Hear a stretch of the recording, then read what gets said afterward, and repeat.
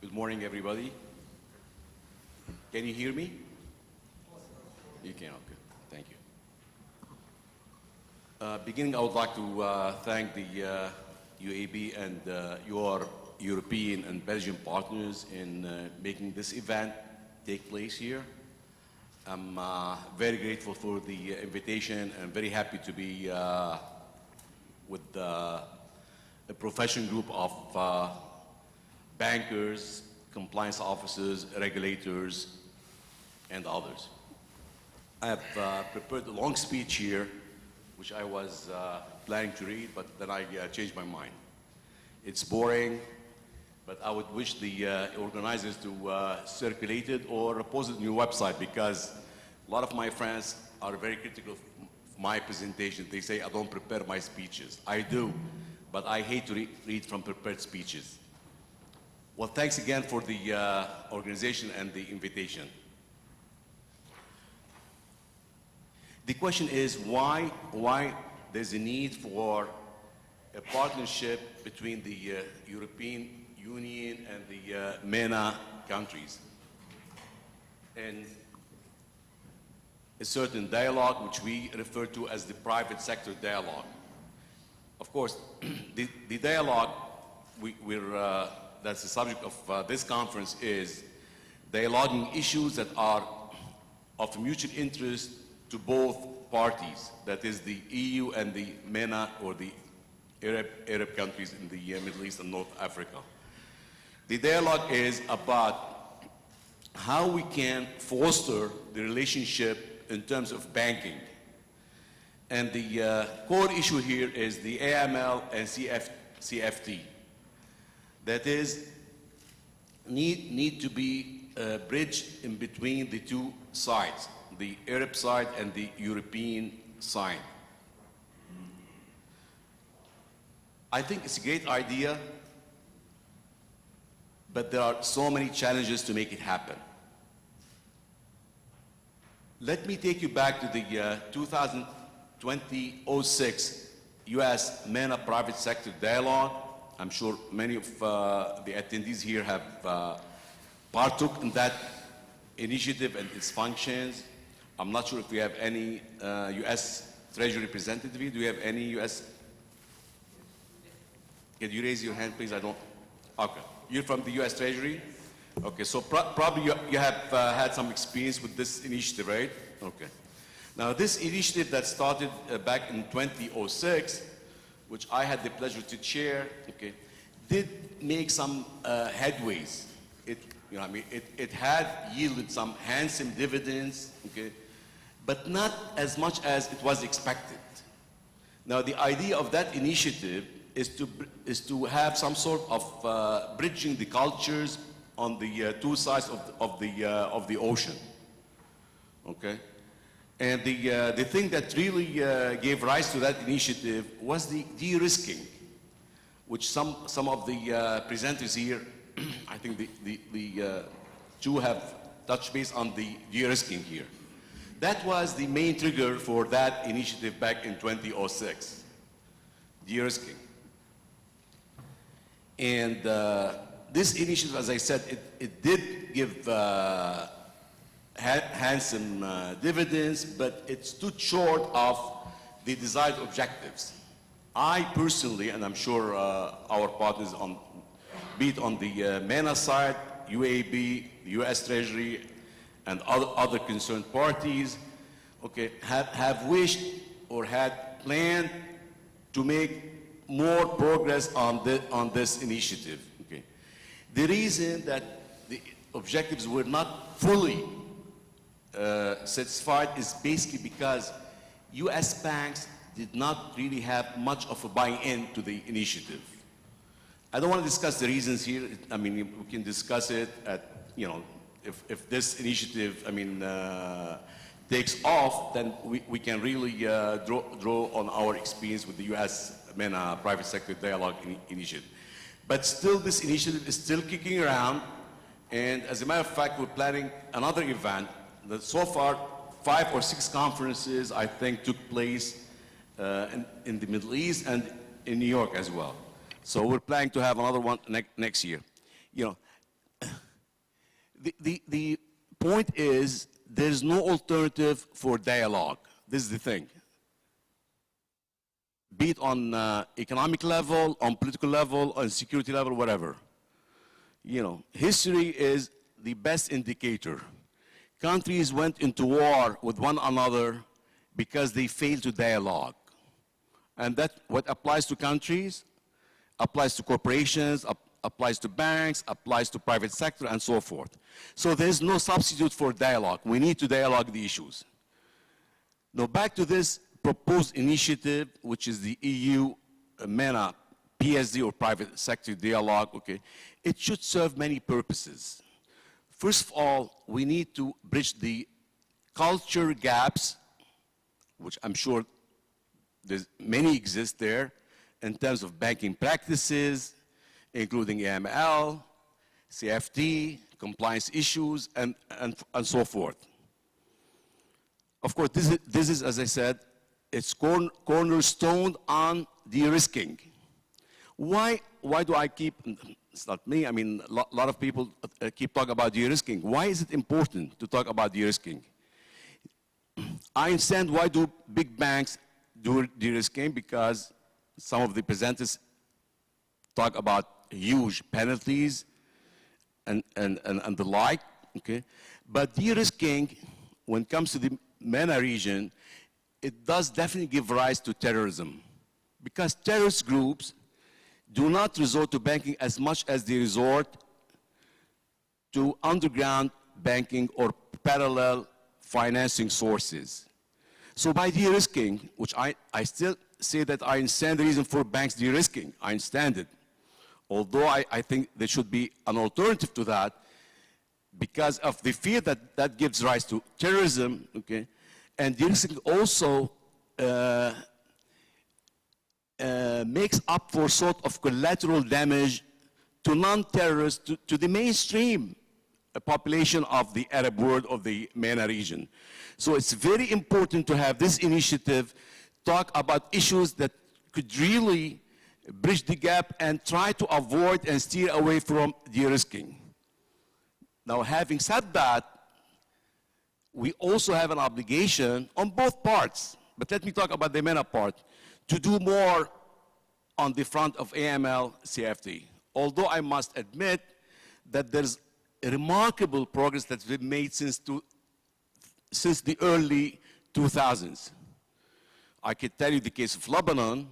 Lebanon was on the FATF, the then called the NCCT list, non-cooperative countries or territories, in 2001, went off on 2002 because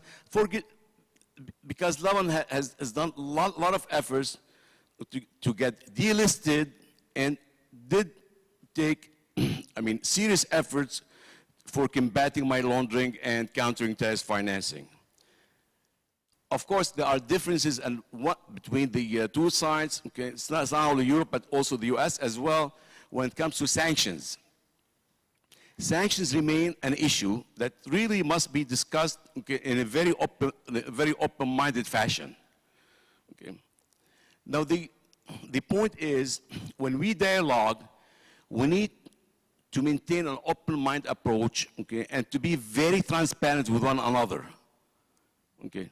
If you go to a doctor, you can't get to receive the proper cure unless you have the proper diagnosis. So diagnosis and talking in full transparency, this is, you know, a prerequisite for any meaningful dialogue. When it comes to sanctions, for example, I can give you one thing. We in Lebanon, a few years ago, okay, we decided, when I say Lebanon, we decided as Banque de Liban or Central Bank of Lebanon, okay, to be fully compliant with all sanctions, be it the UN Security Council resolutions, US, EU, whatever. Because we consider that Lebanon, being a highly dollarized economy, as 2/3 of our deposits are in US dollars, over 75 plus of loans in US dollars. So we went all the way, said, okay, so we issued a circular to banks, asking banks, okay, to fully comply with whatever sanctions there is of relating to the jurisdictions and countries of correspondent banks. Okay, you can't have the cake and eat it. You have to be very honest and very practical and very pragmatic with issues. So this is a done deal. And I suggest, you know, I mean, a lot of people take the same cue there.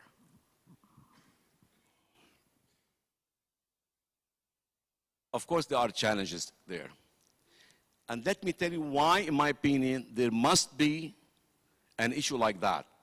It's basically fighting terrorism.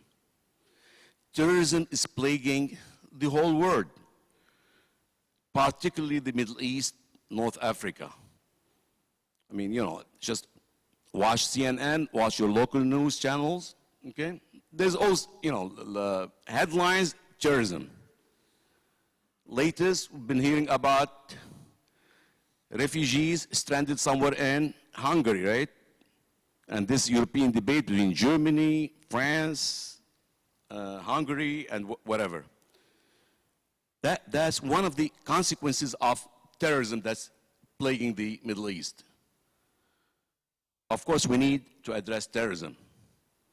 We need to address issues, effective tools to fight terrorism. And that since banking is core for all businesses, okay, which will impact politics, okay, so this initiative makes sense to me to kick it off, okay. Terrorism is part or one of the objectives, one of the core objectives that should be behind this initiative. There's a common cause for both parties to get together, join forces, and really do serious efforts on combating financing of terrorism. Of course, I mean, easier said than done. Combating terrorism is not an easy issue at all. It's not an easy way. There's no magic recipe for it. I mean, Fatif talked about it. The newly founded initiative, which I'm part of it, which is called CIFG, Combating ISIL Financing Group, that's another venue of combating terrorism financing, okay? But the problem is really much beyond. In order to fight terrorism, including terrorist financing, we need and we must address the root causes of the problem. Politics is one of them. That's me. I'm not trying to commit anybody. That's just committing myself. I don't think the international community has done enough or has done the proper things to address issues that's been going on in the Middle East since 2011. Has not done enough at all. On the contrary, has done counterproductive measures which really, maybe unintentionally, led to spread of terrorism, ISIL, and sisters, and co, ISIL and co. That's on the political level, which I'm not very much concerned about. But there are measures to address the root causes of terrorism.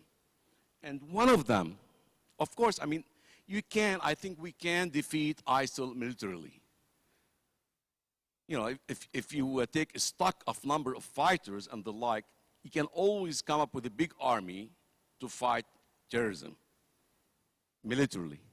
But you cannot defeat ISIL ideologically by using military power.